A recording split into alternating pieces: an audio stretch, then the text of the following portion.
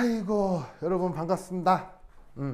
아직 그 2학기 시험 범위에 대해서 학교에서 뭐 이렇게 딱 된 말은 없죠. 근데 이제 여러분이 저번 그 시험 본 거 연력학까지 대충 했잖아요. 그럼 이제 보통 그 화학책 기준으로 연력학 다음이면 그 다음이 화학평형이에요. 그럼 화학평형이고 그다음 그 화학평형과 관련돼서 바로 나오는 게 3년기. 그 다음이 전기화학입니다. 그래서 아마 여러분 고급화학 시작되자마자 가장 많은 진도로 배우는 게 바로 3년기하고 전기화학일 거예요. 근데 이 3년기하고 전기화학이 양이 아주 많아요. 그렇다고 아주 어렵진 않습니다. 아주 어렵진 않은데 해야 될 게 굉장히 많아서 연습이 충분히 돼야 원하는 점수가 나올 거예요. 그래서 3년기하고 전기화학은 양이 많고 연습이 충분히 돼야 되니까 내가 보라는 강의, 내가 풀어오라는 문제 꼭 잘 해주시길 바래요. 알겠죠? 자, 그럼 이제 전기화학 한번 시작해 보도록 하겠습니다. 자, 보자. 첫 번째, 기본 개념.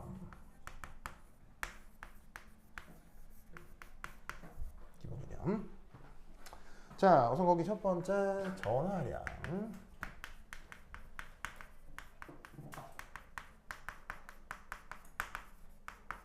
자, 전하량 표현 한번 살펴봅시다. 우선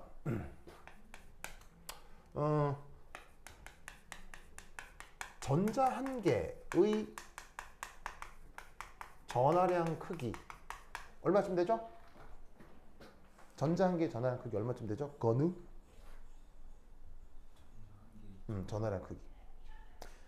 그 전자 한 개의 전하량 크기를 우선 알아낸 사람. 알아낸 사람 누구예요? 아, 쿨렁이야. 알아낸 사람. 밀리컨이라는 사람이죠. 그래서 이제 밀리컨이라는 사람의 그 기름방울 낙하 실험이 있죠. 그럼 뭐 이렇게 유적 실험, 이렇게 기름 하늘에 뿌 분포해가지고 이렇게 올라가고 떨어지는 녀석의 종단 속도를 측정해서 그 전하량 크기를 측정을 했거든요. 그 쿨롱은 전자가 아니라 전기적 성격의 인력 청력을 처음 제시한 사람 중에 한 명이 쿨롱이고요. 그 전하량 하나의 크기 측정은 밀리컨이라는 사람이 했죠. 그래서 그걸로 그 사람 또 노벨상을 받았기 때문에 그 밀리컨의 기름방울 실험 같은 경우는 노벨상 받은 주제인지라 만약에 물리 시간에 그 내용 배울 수 있는데 물리 시간에 배우면 시험에 꼭 나올 겁니다. 왜냐하면 노벨상 받는 주제니까요. 그럼 나중에 뭐 물리 시간에 배우도록 하시고 여하튼 그렇게 해서 전자 하나의 전하량의 크기가 얼마냐? 바로바로바로바 1.602 곱하기 10의 마이너스 19순 쿨롱 정도 됩니다. 자, 당연히 이 숫자를 외워야 되느냐? 아니요. 외울 필요는 없고요. 필요하면 문제에서 제시하니까 걱정할 필요는 없습니다만 앞으로 자주 보게 될 거여서 자연스럽게 암기가 될 겁니다. 자, 그럼 이제 요거에 대해서 이제 두 번째 여러분들이 알아야 될 것 바로바로바로바 패러데이 상수라고 하는 개념이 있습니다. 파라데이 상수. 그 대학 때 그 분석과학 수업 중에 이제 대한민국의 최고 전기화학 권위자 중에 김화석 교수님이라고 계세요. 서울대 화학과에 엄청난 노교수 오래되신 분인데 거의 서울대 화학과의 고인물 중에 한 분인 김화석 교수님이 대한민국 전기화학에서 이제 가장 그 뭐냐면 유명하신 분인데 그분 수업을 들으면 항상 저 패러데이 뭐라고 발음하시냐면 와라데이 상대한 와라데이라고 항상 하세요. 그래서 이제 학생들이 처음에 깜짝 놀라는 게 나는 그거는 뭐라고? 그걸 바로 해볼까요? 그거는 좋아요. 아니 그거는 아니 이게 사람이 되게 친절하다. 이게 하라고 하면 하고 사람 외모로 평가하면 안 돼요. 자 어쨌건 그거는 농담이야. 그거는 하는 거 아니죠? 하는 거 알죠? 좋아요. 저 패러데이 상수. 자, 얘는 뭐냐면 전자 1몰의 전하량입니다. 전자 한 개 전하량은 너무 작기 때문에 그 단위를 가지고 생각을 하면 좀 크기가 너무 작아서 불편하거든요. 그래서 보통의 화학 양론, 뭐 예를 들면 뭐 분자량이다, 원자량이다, 몰수를 따진다 하는 그런 화학 양론과 이 전하량의 크기를 좀 비슷하게 유지하기 위해서 전하량도 1몰 기준으로 생각을 해줘요. 그래서 그걸 우리가 패러데이 상수라고 하는데 쓸 때 어떻게 쓰냐면 F F 이렇게 씁니다. 그러면 그 F의 정의가 뭐냐? 바로 여기에 있는 전자전화량 하나의 크기에다가 여기에 뭘 곱할까요? 부르부르부르부 야보가드로 수를 곱해줍니다. 야보가드로 수. 또 영아 야보가드로 수 알죠? 알죠? 자, 그러면 그 값이 대충 어떻게 되느냐? 전자전화량 크기가 1.602 곱하기 10의 마이너스 19승 쿨롱인데 여기에 있는 저 야보가드로 슈. 아유, 파란 불빛 어디 갔어?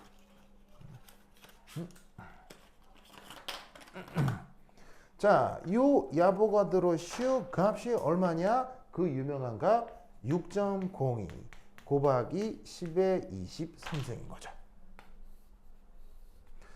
자, 이제 또 하나 알아둘 거, 야보가드로 수의 단위는? 야보가드로 단위는? 부르부르부르바 몰의 역수입니다. 그래서 야보가드로 수엔 반드시 이런 단위가 붙는다고 조심하셔야 됩니다.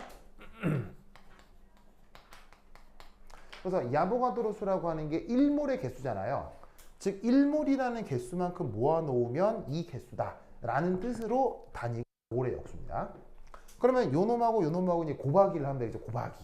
곱하기를 하면 그 유명한 값 96485라는 값이 나타나게 됩니다. 알겠죠? 요거 극극 알아두시기 바랍니다. 완전 중요해. 자, 외울 필요는 없는데 자연스럽게 외워질 거예요. 문제 풀면서 엄청 보게 될 거거든요. 그래서 96485 정도의 값을 갖고 그 다음 단위는 어떻게 돼요? 단위는 쿨롱 퍼 몰입니다. 그래서 여기 쿨롱 단위 있죠? 여기 몰 단위 있죠? 그래서 단위 체계가 쿨롱 퍼 몰. 그래서 저걸 우리가 패러데이 상수라고 한다라는 거 알아두시기 바랍니다. 그 다음 3.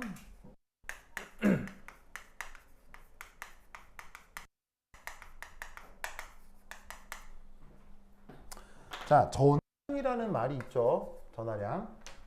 자, 저 전하량을 뭐 사실은 뭐 정의하고 표현하는 건 원래 물리학이지만 화학에서도 전기화학에서 전하량을 표현을 해야 되는데 그건 이제 어떻게 표현할 거냐는 거죠. 보통 물리학에서는 그냥 Q 이렇게 쓰잖아요.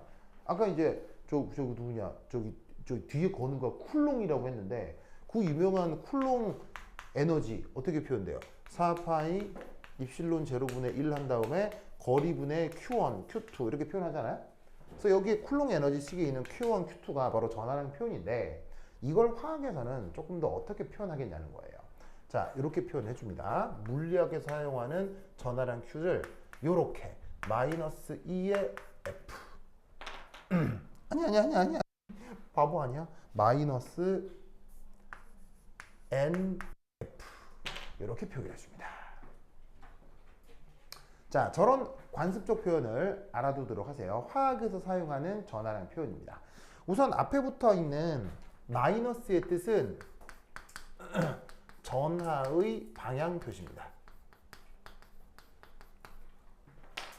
자, 전자의 전하량은 플러스예요, 마이너스예요? 전자의 전하량은 플러스예요, 마이너스예요? 마이너스죠. 그거를 앞에 마이너스로 빼서 쓴 거고요. 뭐 이렇게 깔깔하냐? 어제 말을 많이 해서 그런가? 그 다음 뒤에 있는 NE 이거는 뭐냐면 바로 전자의 몰수입니다. 그리고 뒤에 붙어 있는 F 이거 뭐예요? 아까 앞에서 얘기했던 파라데이 상수 아시겠죠? 파라데이 상수. 자, 그럼 생각해 봅시다. 전자 몰수가 만약에 1몰이다. 1몰이면 전하량 얼마라고 생각하면 되겠어요? 여기에 1몰당 9648 쿨럼이니까 진짜 1몰 있으면 9648 쿨럼이 되겠죠. 전자 만약 2몰이다. 그럼 어떻게 되겠어요? 여기다가 더블링 하면 되는 거죠. 그러니까 전체 전하량을 표현을 할 때는 패러데이 상수에다가 전자의 몰수를 곱하면 전체 전하량 표현이 될 거예요. 그리고 전자의 전하량 부호는 마이너스이기 때문에 그걸 앞에 빼가지고 마이너스로 표현을 한 겁니다. 아시겠죠? 됐죠? 자, 그 다음 1.2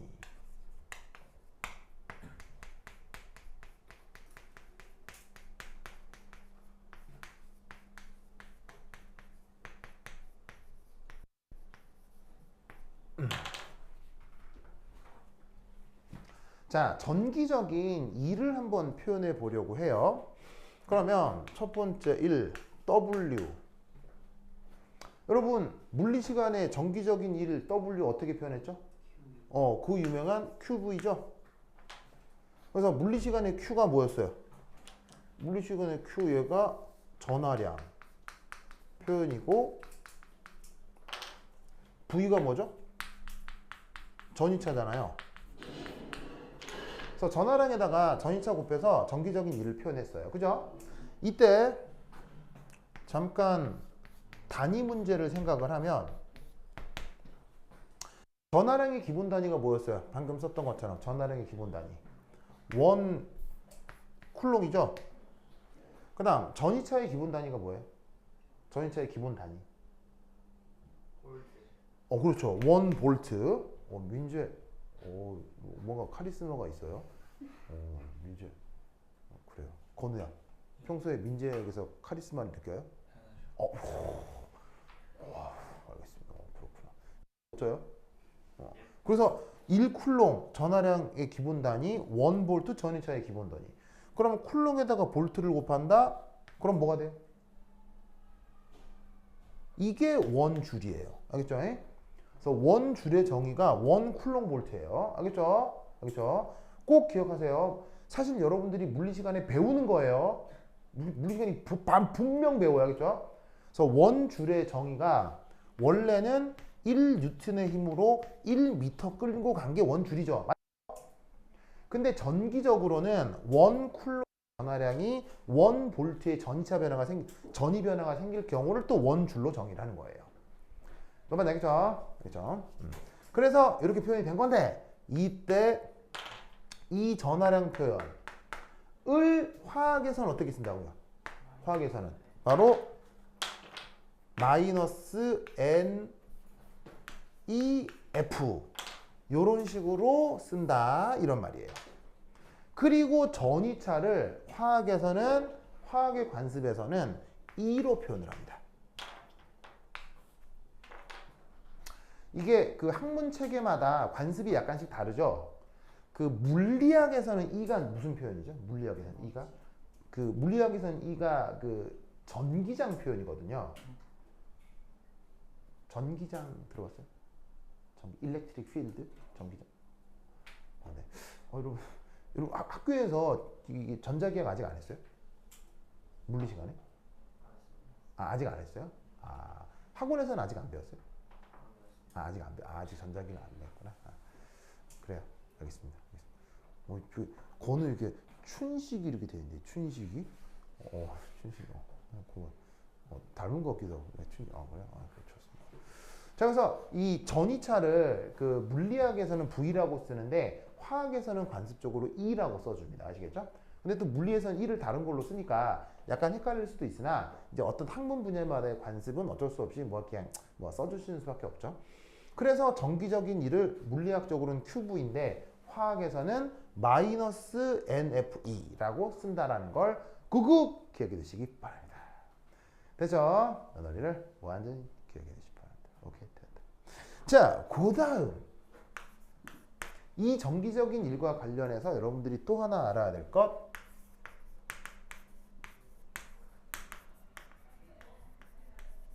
깁스 에너지 변화. 자, 저번 학기 연력학에서 깁스 에너지까지 했었나? 학교에서? 아직 하진 않았을 거예요. 아마 요번 학기 할 것 같은데 이 깁스 에너지만 해도 사실은 배울 게 뭐냐면은 엄청 많거든요. 엄청 많은데 지금은 간단한 사실 몇 개와 암기할 것만 생각을 하도록 하겠습니다. 깁스 에너지라고 하는 녀석의 원래 정의는 어떻게 정의가 되냐면 G로 쓰고, 왜냐면 깁스의 G를 쓴 겁니다. 정의가 H 빼기 T였습니다. 원래 저게 정의입니다. 자, H 무슨 함수라고 하죠? 뭐라고 부르죠? H? 요건 배웠을 거 아니에요. H가 뭐? 엔탈피. T는 온도, S는 엔트로피. 알겠죠? 그래서 어떤 상황에 엔탈피, 온도, 엔트로피로 정의된 것이 깁스 에너지입니다. 그러면 여러분 정의는 무슨 이유가 있는 거예요? 그냥 외우는 거예요? 정의는 그냥 외우는 겁니다. 그래서 깁스 에너지의 정의가 이러하다라는 것을 꼭 우선 암기를 하시고 조 깁스 에너지가 이렇게 정의된 것을 수학을 이용해서 약간 변형을 시키면 놀라웠게도 요 깁스 에너지가 그 변화량이 뭐랑 같아지느냐? 앞서 언급했던 전기적 일과 같아집니다. 아시겠죠? 이 과정에 뭐가 들어가기도 하냐면 등온, 등압 과정, 부피 변화 없음이라는 조건이 들어갑니다. 등온, 등압 과정에서 부피 변화가 없다라는 조건을 넣으면 이렇게 정의된 깁스 에너지의 변화를 전기적 일로 바꿀 수 있어요. 알겠죠? 그러면 이 1번에서 2번 사이에 어떤 수리적 과정이 있겠죠? 근데 그 수리적 과정은 나중에 배워보도록 하고 우선 이 사실을 어떻게 해야 되겠어요, 유연아? 우선 이 사실을 외웁시다. 알겠죠? 뒤에서 증명을 하겠습니다. 우선은 외웁니다.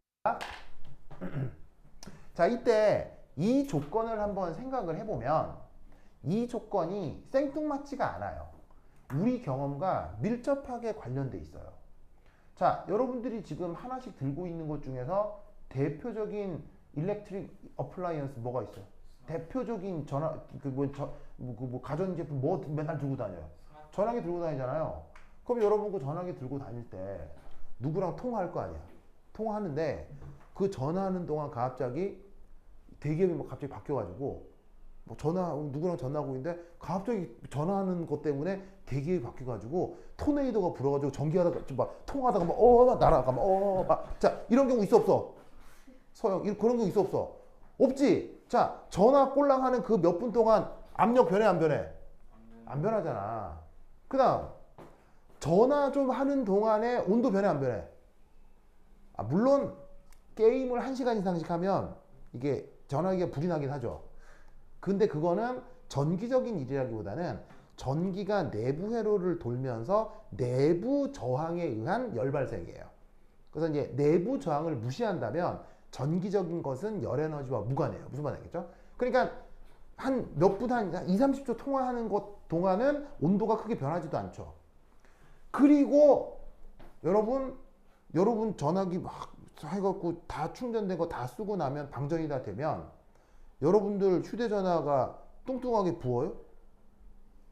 현했는데 막 다 방전 다 됐어. 야 충전하라고 했더니 전화기가 그냥 부피가 2배가 되네. 이런 일 있어 없어? 없잖아. 그러니까 전기적인 일을 해도 보통은 부피 변화가 있어요 없어요?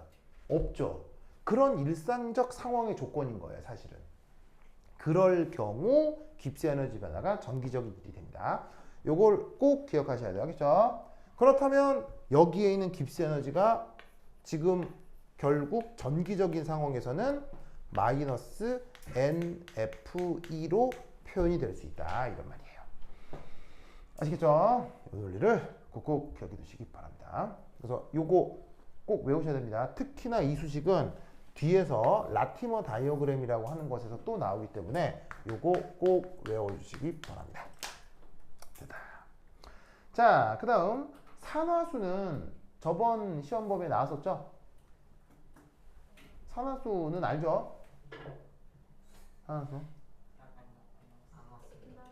안 나왔어요? 아니 근데 산화수가 안 나왔다고요? 아니 그게 아니고 거기 산화원원 반응식 개수 맞추기 했던데? 산화수 없이 했어요. 산화수 없이 그게 가능해요?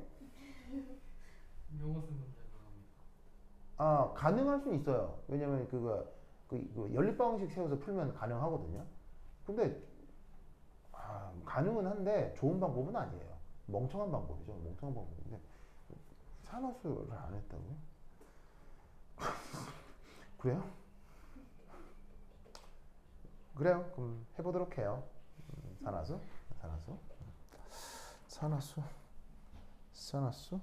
그래요. 산화수. 사나우는 반을 맞출 수 있죠. 그래, 자 산화수 한번 해보자. 산화수. 아이고, 자 여기 줄게요. 줍니다, 줍니다. 예.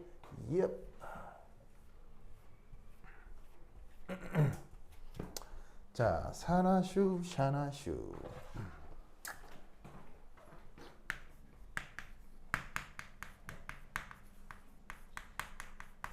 자, 영어 표현으로는 옥시데이션 넘버라고 하거든요.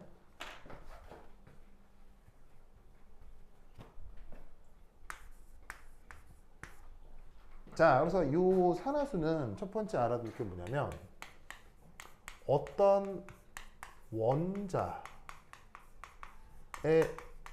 출입한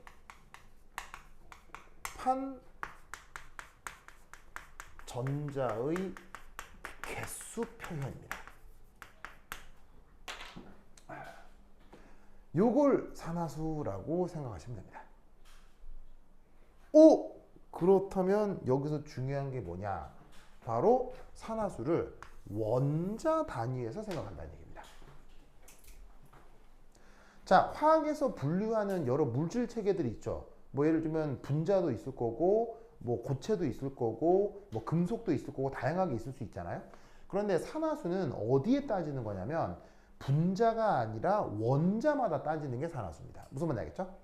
그래서 어떤 원자가 이게 이온 결합할 수도 있고 공결합할 수도 있고 뭐 분자를 이룰 수도 있고 고분자가 될 수도 있고 고체가 될 수도 있지만 그 원자 어떤 상황에서 그 원자마다 따지는 게 바로 산화수다라는 걸 명심해야 됩니다. 이해는 알겠죠? 네. 이해 힘들죠? 사실 하품하는 것 같아요. 서영아? 정신 차려 유연해봐. 정신 차려 유연해봐. 유연해. 그래, 그렇지, 그렇지. 유연아 힘나죠? 그래, 알겠습니다. 네, 그래, 그래. 그래. 그럼 자기도 답해야죠. 알겠어, 서영 해봐 빨리. 그렇지, 그렇지. 이게 뭔가 서로 대화가 돼야지. 대화. 자, 그래서 이 원자에 출입한 전자기수인데 얘 같은 경우, 그래서 전자 한 개를 받아들이면 전자계를 받아들이면 산화수라고 하는 게 1-씩 증가합니다. 반면 전자 한 개를 방출하면 그때는 1+씩 증가하는 체계입니다. 그러니까 우리가 보통 이온이라는 걸 생각을 할 때도 전자를 얻으면 음이온이 되죠. 전자를 빼앗기면 양이온이 되죠. 그 숫자 개념하고 일치한다라고 생각하시면 돼요. 그래서 이온에서의 양이온, 음이온이 되는 것과 산화수의 증감은 뭐 거의 개념적으로 같습니다. 자, 이때 이 산화수는 각 원자마다 부여되는 이 가이드라인이 있습니다.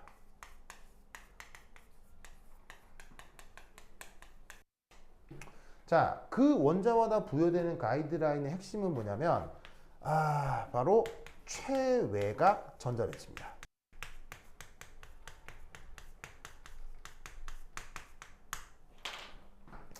자, 그래서 어떤 게 있을 수 있느냐?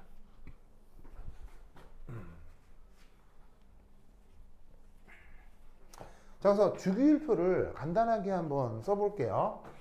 자, 원자번호 1번 누구죠? 슈쇼. 슈쇼 밑에 누구 있죠? 슈쇼 밑에 누구 있어요? 리튬. 그 다음? 소디움. 그 다음? 포타슘. 뭐 이 정도면 충분해요. 이런 애들을 몇 쪽이라고 하죠? 1쪽. 최외곽 전자 몇 개 있죠? 하나씩 있죠. 그 다음 2족의 첫 번째 원소 누구죠? 베릴륨.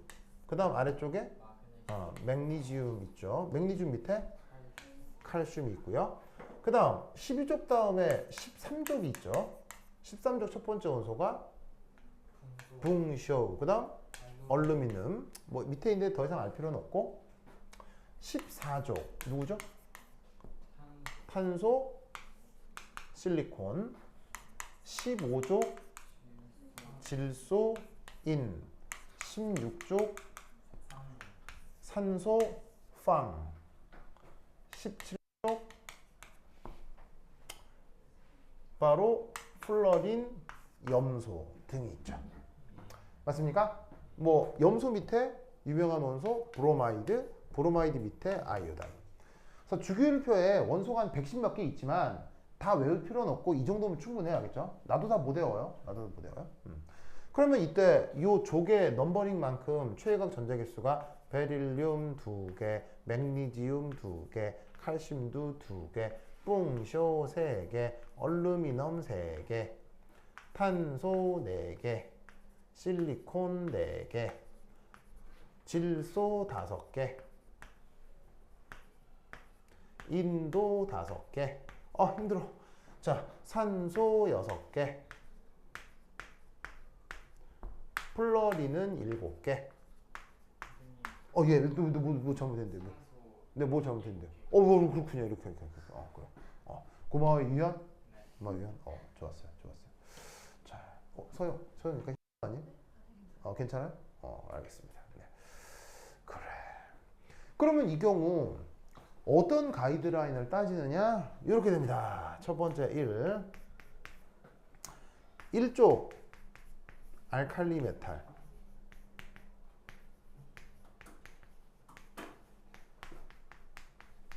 경우 언제나 1 플러스 산화수가 나타납니다. 그래서 여기에 있는 리튬 1 플러스죠. Na 1 플러스, K 1 플러스. 자, 최외각 전자가 몇 개가 있어요? 하나가 있기 때문에 최외각 전자 하나 떨어져서 1 플러스 양이온이 잘 나타난다는 얘기입니다. 그래서 1쪽 원소들은 이렇게 1 플러스가 흔히 잘 나타나고요. 그 다음 두 번째 2족 알칼리 얼스 메탈. 2족 원소를 알칼리 얼스 메탈이라고 하죠. 왜 이런 말을 쓰죠? 토양에서 바로 얼스에 다른 뜻이 뭐가 있어요? 흙이란 뜻이 있죠. 흙과 토양. 흙과 토양에 여기에 있는 베릴륨, 맥니듐, 칼슘 이런 애들이 많이 포함되어 있기 때문에 이런 말을 쓰죠. 얘네들은 어떻게 된다? 최외각 전자가 몇 개 있어요? 2개가 있기 때문에 전자 2개를 잃고 2 플러스 상태가 흔히 잘 나타나죠.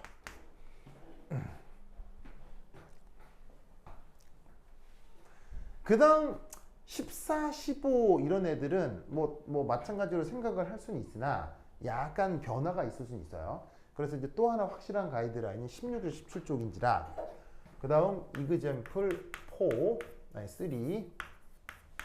16조의 경우는 전자 2개를 얻어 2 마이너스 산화 상태가 흔히 나타나죠. 그래서 그거를 약간 반응식으로 표현을 하면 산소의 최외각 전자가 현재 6개란 말이에요. 그러면 자유전자 2개를 받아들인다라고 치면 그때 산소의 전자 배치는 그 상태에서 요렇게 전자 2개를 받아들인 채로 E- 상태가 될 건데 요게 요 산소의 가장 흔한 산화 상태 E-를 뜻하는 거예요. 그러면 왜 지금 이 산소는 전자 2개만 받아들였다라고 지금 얘기를 하는 걸까요? 3개는 안 돼요? 4개는 안 돼요? 왜 2개만 받아들였다라고 할까요?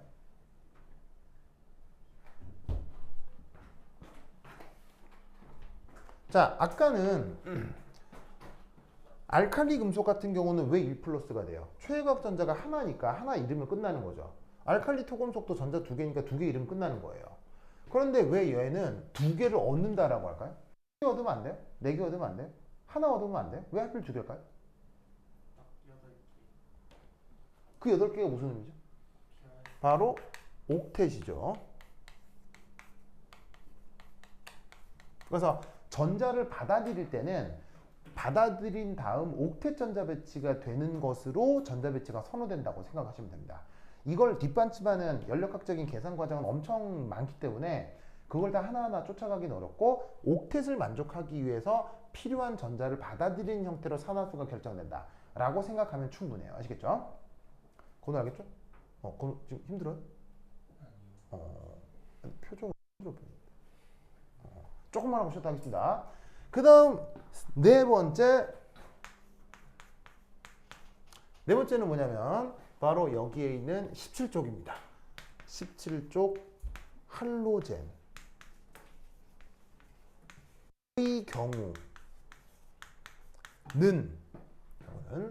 어떻게 되느냐?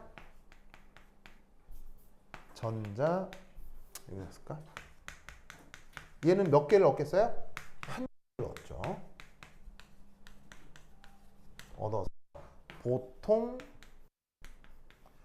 1 마이너스 상태가 나타납니다. 그러면 플러린이 됐건 염소가 됐건 브로마이드가 됐건 왜 전자를 하나만 얻어들이게 될 거냐? 최외각 전자가 지금 몇 개가 있기 때문에 7개가 있죠. 7개가 있으니까 하나만 받아들이면 전자가 총 몇 개가 되는 거예요? 7개니까 전자 하나만 받아들이면 몇 개가 되는 거예요? 8개가 되는 거죠. 역시나 옥텟을 만족하기 때문에 이 가이드라인을 따라주면 됩니다. 그래서 기본적으로 산화수에는 이런 가이드라인이 있습니다만 이것만으로는 충분치 않아요. 그래서 어떤 걸 또 추가적으로 활용해야 돼요. 자, 위에 있습니다. 이거 줍니다. 바로 3. 전하량 보존을 활용합니다. 자, 예를 들어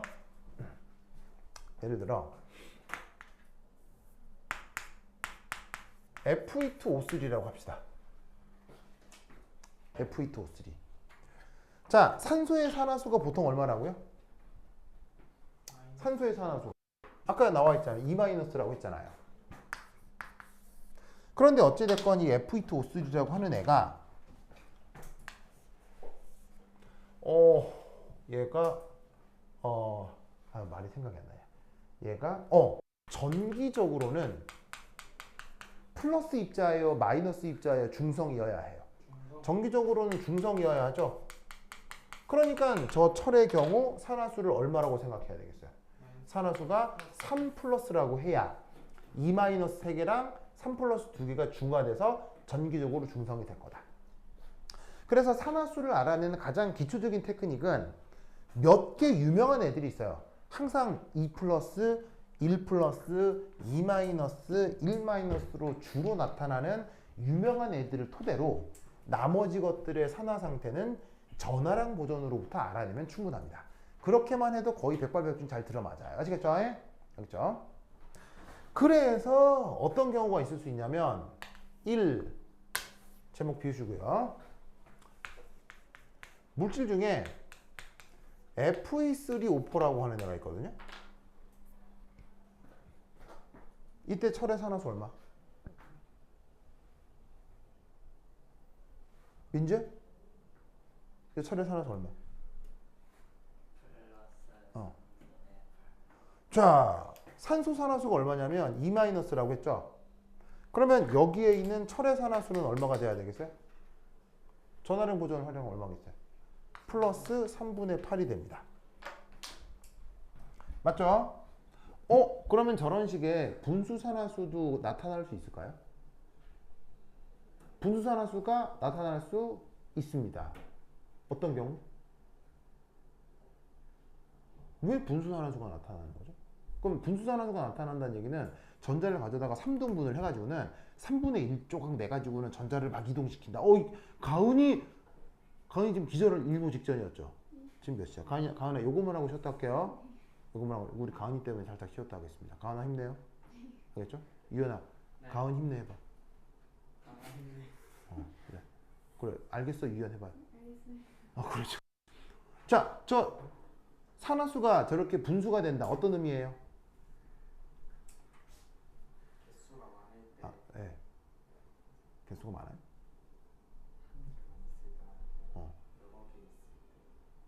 여러 개 있을 때. 뽀르뽀르뽀르바 이렇게 됩니다. 이런 걸 뭐라고 부르냐면 믹스트 옥시데이션 스테이트라고 하거든요.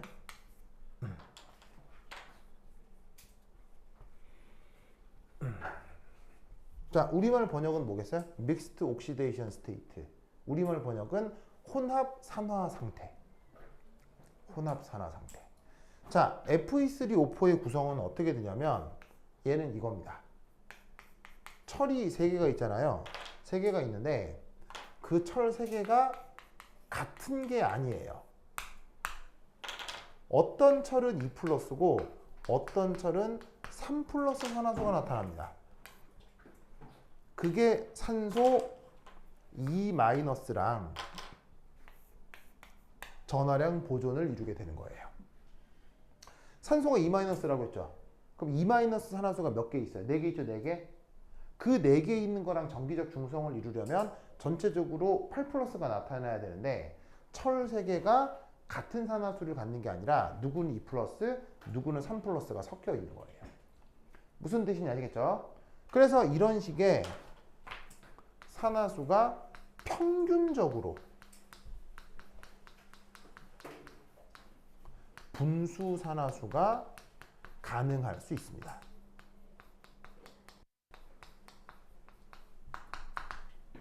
알겠죠? 그래서 특정 원소의 경우는 여러 산화수가 나타날 수 있고 그게 묘한 비율로 섞여 있는 경우 분수 산화수가 나타날 수 있습니다. 민지 알겠죠? 그 다음 이 한마디만 하도록 하겠습니다. 전하량 보존과 관련해서 이 호돈소 물질의 산화수는 항상 0입니다. 자, 호돈소 물질의 산화수가 항상 0이다. 누구냐? 예를 들어 H2 이런 거요. O2 이런 거요. N2 이런 거요. 뭐 아니면 철이 순수한 덩어리로 존재한다. 뭐 이런 거 등등등이요. 원소가 한 가지로만 구성된 건, 자 보세요. 전체적으로 정기적 중성이 돼야 된다고 했죠. 그러면 동일 원소로만 표현되어 있기 때문에 누가 딱히 전자를 더 얻었다, 전자를 잃었다 그렇게 구분할 수가 없을 거 아니에요. 그러니까 전하량 보존에 의해서 호돈소는 언제나 산화수를 0으로 정하는 거예요. 무슨 말인지 알겠죠? 그렇죠? 이 얘기를 꼭 기억해 두시기 바랍니다. 이게 이제 기초적인 산화수 표현인데 이 산화수가 이제 원래는 이제 이겁니다. 산화수 이제 네 번째가 이제 뭐냐? 저 산화수에 정의가 있습니다. 그래서 앞에서 얘기한 건 그 산화수의 의미와 산화수의 대강의 가이드라인이었는데 사실은 산화수에 명백한 정의가 있습니다. 그 명백한 정의에 따라 산화수가 정해지는 거고 그 명백한 산화수의 정의가 뭐냐? 보자!